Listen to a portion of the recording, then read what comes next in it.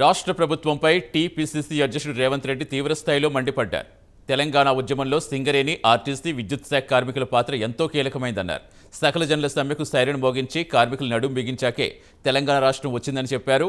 బొగ్గుగని కార్మిక సంఘానికి ఎమ్మెల్సీ కవిత, ఆర్టీసీ కార్మిక సంఘానికి మంత్రి హరీష్ రావు గౌరవ అధ్యక్షులుగా ఉన్నారని, కార్మిక సంఘాలతో కూడా కేసీఆర్ కుటుంబమే అధికారంలో కొనసాగుతుందని రేవంత్ మండిపడ్డారు. 9 ఏళ్లలో బీజేపీ, బీఆర్ఎస్ అవిభక్త కవల్లా కలిసి ఉన్నారన్నారు.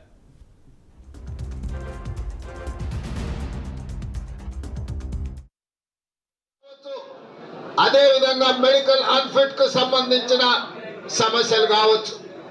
స్వయంగా రాష్ట్ర ముఖ్యమంత్రి కుటుంబమే గౌరవ అధ్యక్షురాలుగా ఉన్నప్పుడు, ఇంత అవినీతి అక్రమాలు జరుగుతున్నప్పుడు ఎందుకు బొగ్గుగని కార్మిక సంఘం మీ సమస్యల్ని పరిష్కరించడానికి ప్రయత్నం చేయలేదు? మీరు ఆలోచన చేయండి.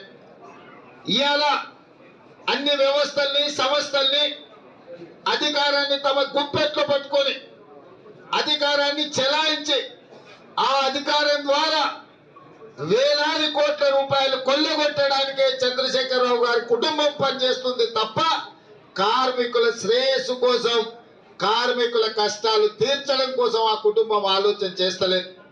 మీ 9 సంవత్సరాల అనుభవాన్ని చూడండి. మేము అంటున్నామనో ఆరోపణ చేస్తున్నామనో కాదు. ఇవాళ ఇన్ని వందల మంది కార్మికులు ఇక్కడికి వచ్చి నిలబడి కాంగ్రెస్ పార్టీ వైపు, ఐఎన్టీసీ తరఫున ఈ సమస్యలకు కాంగ్రెస్ పార్టీ ఏం పరిష్కారం చూపిస్తుందో అని చెప్పి మీరు ఆసక్తిగా వింటున్నారు అని అంటే